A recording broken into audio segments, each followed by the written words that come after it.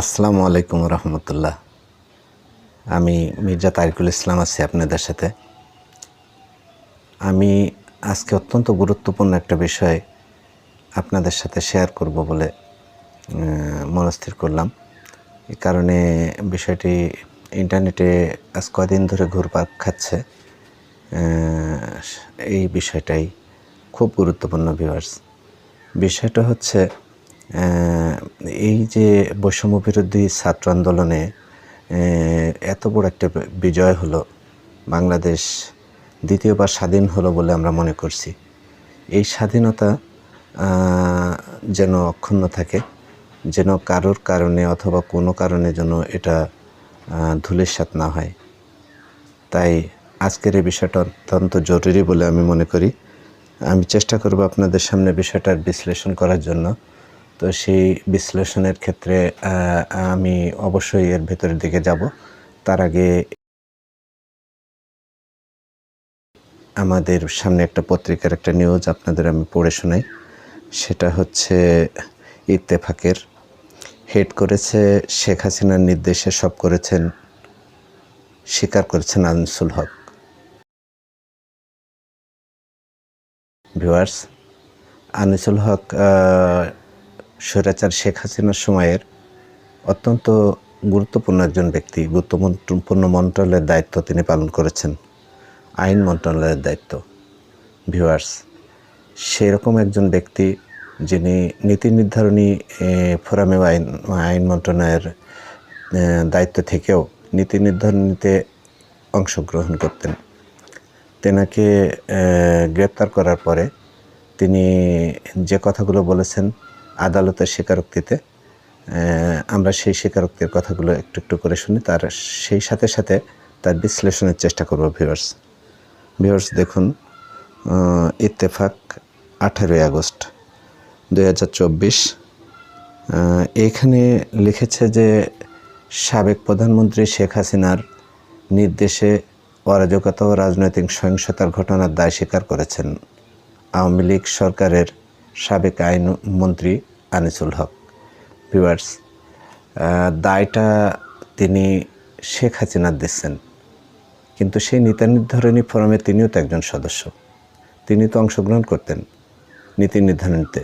তো সেক্ষেত্রে তিনি তার দায়টাকে, ব্যক্তিগত দায়টাকে কীভাবে করেন, অস্বীকার করেন অথবা তার থেকে সরে যাওয়ার চেষ্টা করেন, আমাদের ভাবতে হবে সেই বিষয়টা। তারপরে দেখুন কীভাবে কী লিখছেন উনি। এছাড়া দায় স্বীকার করেছেন সাবেক প্রধানমন্ত্রী শেখ হাসিনার উপদেষ্টা সালমান এফ রহমান। আলোচিত সেনা কর্মকর্তা মেজর জেনারেল চাকুরিচ্যুত জিয়াউল আহসান। এই বিষয়ে যুগান্তরের একটি প্রতিবেদন প্রকাশ করে। এতে জানা যায় 16 আগস্ট নিউ মার্কেট এলাকায় পাপোশ বিক্রেতা শাহজাহান আলীর হত্যা মামলায় এই 3 আসামি রিমান্ডে থাকলেও তাদের বিভিন্ন বিষয়ে জিজ্ঞাসাবাদ করা হচ্ছে। দেশে অরাজকতা ও রাজনৈতিক সহিংসতা সৃষ্টির নেপথ্যে কার কী ভূমিকা ছিল সে বিষয়ে বিস্তারিত জিজ্ঞাসাবাদ করা হচ্ছে। শুরুতে তারা সাবেক স্বরাষ্ট্র ও সাবেক সেতুমন্ত্রীর ওপর দায় চাপালেও এখন দায় চাপাচ্ছে সাবেক প্রধানমন্ত্রী শেখ হাসিনার ওপর। ভিউয়ার্স, একজন ব্যক্তিগত দায়কে আরেকজনের উপরে চাপানো, এটা নেহায়েতই নিজের দায়কে অন্যের উপর চাপানোর যে প্রবণতা, এটা আইনকে প্রভাবিত করার সমান। তো সেই কারণেই আমরা এই বিষয়টাকে আনিসুল হকের ব্যক্তিগত দায় থেকে সরে যাওয়ার একটা নামান্তর মাত্র। ভিউয়ার্স, এরপরে দেখুন আরও কি বলেছে আনিসুল হক সহ অন্যান্য যারা এই মামলায় আসামি আছে তারা বলেছেন, আমরা কেবল প্রধানমন্ত্রীর নির্দেশই বাস্তবায়নের চেষ্টা করেছি, তবে সাবেক প্রধানমন্ত্রী শেখ হাসিনার নির্দেশে বাস্তবায়নে তারা যেসব পরিকল্পনা করেছেন সেগুলো বাস্তবায়নে মাঠ পর্যায়ের হুকুম দিয়েছেন বলে এরই মধ্যে স্বীকার করেছেন। হত্যাকাণ্ডের পেছনে তাদের দায় স্বীকার করলেও এখনও সুনির্দিষ্ট কোনো তথ্য দেননি গ্রেপ্তারকৃত ব্যক্তিরা। তারপরে এই বিষয়ে শুধুমাত্র যে তারা এই হত্যা মামলার সাথেই যে তারা ইনক্লুড তা নয় ভিউয়ার্স, এর ছাড়াও তাদের বিরুদ্ধে আরও যেসব অভিযোগ রয়েছে, যেমন মানি লন্ডারিং, তারপরে আপনার বিভিন্ন মন্ত্রণালয়ের যে আইন প্রণয়নের ক্ষেত্রে আইনমন্ত্রীর যে ভূমিকা ছিল সেই বিষয়গুলো, এগুলো আমাদের সবগুলো বিষয় আস্তে আস্তে খতিয়ে দেখার জন্য তারা আরও জিজ্ঞাসাবাদের সম্মুখীন হবেন বলে আমরা আশা করি। তো সেক্ষেত্রে তাদের সেই পর্যন্ত আমরা দেখব যে আরও যে বিষয়গুলো রাষ্ট্রের গুরুত্বপূর্ণ বিষয়ের সাথে তাদের সম্পৃক্ততা ছিল, সেই সম্পৃক্ততায় তারা কিভাবে তাদের স্বীকারোক্তি দেন। 2013 সালের 5ই মে রাজধানীর শাপলা চত্বরে হেফাজতে ইসলামের নেতাকর্মীদের উপর আক্রমণ ও হত্যাযজ্ঞ চালানো, বিশেষ উদ্দেশ্য আড়িপাতা যন্ত্র ক্রয়,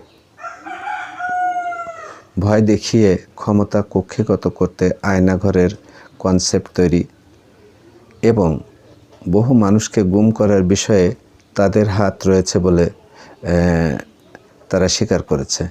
সালমান এফ রহমান, আনিসুল হক এবং মেজর জেনারেল জিয়াউল হাসান অবসরপ্রাপ্ত, তাদের বিরুদ্ধে কয়েকটি মামলার প্রস্তুতি নেওয়া হচ্ছে বলে জানা যায়।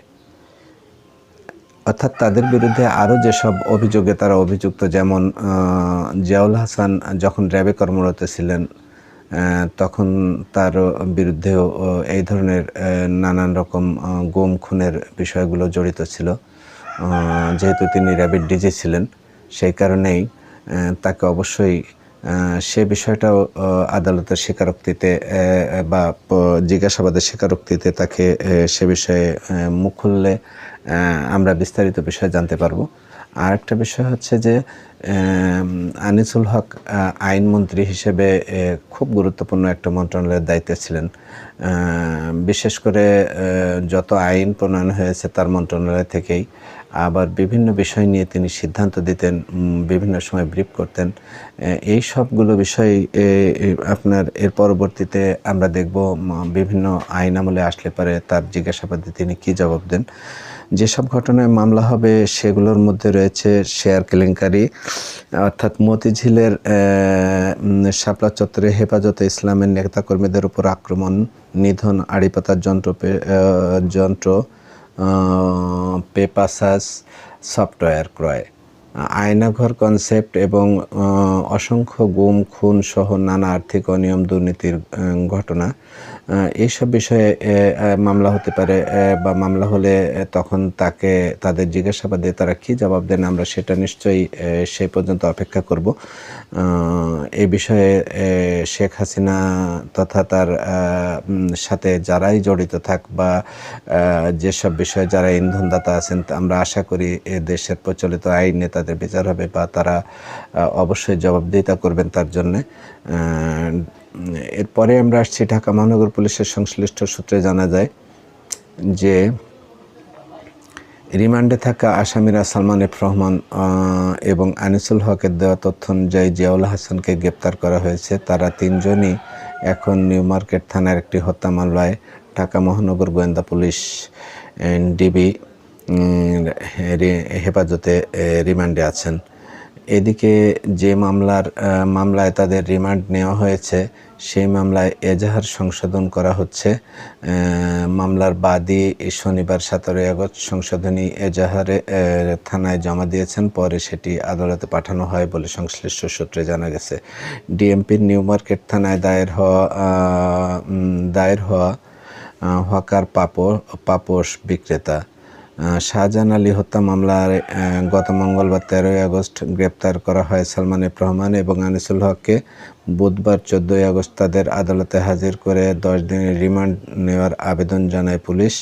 শুনানি শেষে আদালতে তাদের 10 দিনের রিমান্ড মঞ্জুর করেন।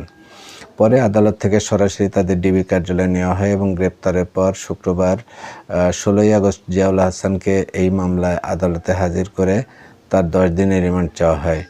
শুনানি শেষে আদালত তার 8 দিনের রিমান্ড মঞ্জুর করেন এবং তিনজনই এখন ডিবি হেফাজতে পুলিশের রিমান্ডে আছেন। সূত্র আরও জানায় যে সালমান এফ রহমান, আনিসুল হক এবং জিয়াউল হাসানকে দুটি টিমের মাধ্যমে জিজ্ঞাসাবাদ করা হচ্ছে। একটি টিমে আছেন নিউ মার্কেট থানার ওসি নেতৃত্বে মামলার তদন্ত কর্মকর্তা ও জুনিয়র পুলিশ কর্মকর্তা। তারা মূলত থানা পুলিশের সদস্য। অপর একটি টিমে আছেন ডিএমপির সদর দপ্তর এবং ডিবির কর্মকর্তারা। এই টিমটি করা হয়েছে মূলত উচ্চ পর্যায়ের কর্মকর্তাদের সমন্বয়ে। জুনিয়র টিম কেবল মামলার রহস্য উদ্ঘাটনের বিষয়ে জিজ্ঞাসাবাদ করছে। তারা মামলার এজাহারে বর্ণিত অভিযোগের বাইরে কোনো বিষয়ে জিজ্ঞাসাবাদ করছে না। আর সিনিয়র টিমটি জিজ্ঞাসাবাদের ক্ষেত্রে কেবল মামলার বিষয়ের বস্তুতে মধ্যেই সীমাবদ্ধ থাকছে না, তারা রাষ্ট্রযন্ত্রের বিভিন্ন বিষয়ে জিজ্ঞাসাবাদ করছেন।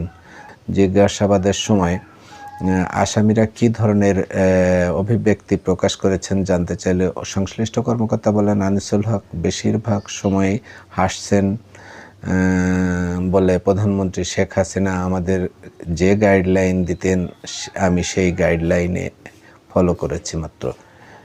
দেখুন, প্রধানমন্ত্রী যে গাইডলাইন দিতেন সেই গাইডলাইন উনি ফলো করতেন, এই ধরনের কথাবার্তা, এই ধরনের স্বীকারোক্তি উনি বলতেই পারেন, কারণ এটা ওনার ব্যক্তিগত ব্যাপার। উনি মনে করেছেন যে বিষয়টা খুব ছেলেমি মনে হয় এই ধরনের এই ধরনের স্বীকারোক্তিমূলক কথাবার্তাতে উনি বলেছেন। অথবা এখানে দুই ধরনের কাজ হতে পারে, যে উনি হাসছেন এটাকে একটা ট্রায়াল মনে করছেন, অথবা একটা নাটকীয় কায়দায় যেভাবে ওনারা কাজ করতেন ঠিক সেই বিষয়টাকেও সেইভাবে উনি আমলে নিয়েছেন এবং আমলে নিয়ে উনি সেইভাবে ওনার এই অভিব্যক্তিটা উনি প্রকাশ করেছেন। সম্মানিত দর্শক শ্রোতা, আমরা এতক্ষণ তিনজন প্রভাবশালী নেতা আওয়ামী লীগের, সালমান এফ রহমান যাকে আমরা দরবেশ বাবা বলে জানি, আর এরপরে আছেন আনিসুল হক সাহেব যিনি আইনমন্ত্রী ছিলেন এদের, এবং এই সরকারেরই আরেকজন গুরুত্বপূর্ণ ব্যক্তি যাকে এই সরকার বা এই রিজমকে টিকে রাখার জন্য আজীবন তার দোসর হিসেবে কাজ করেছেন, জিয়াউল হাসান অবসরপ্রাপ্ত। আমাদের বিশ্লেষণটা হচ্ছে এই দেশটার সামনের দিনগুলো আমরা আশা করি যে আমাদের দেশটি একটি সুন্দর দেশ এবং মানুষের যেখানে সম্পূর্ণ অধিকার ভোগ করতে পারবে, সেই অধিকারের কোনো রকম বাধা আসবে না, এরকম একটি দেশ আমাদের প্রত্যাশা। আপনারা সবাই আমাদের সাথে থাকবেন। আগামীতে নতুন কোনো বিষয়ে, নতুন কোনো ইসের উপরে আমরা যে আলোচনা নিয়ে আসব, ততক্ষণ পর্যন্ত আমাদের সাথে থাকবেন। সবাই ভালো থাকবেন, যে যেখানে থাকবেন।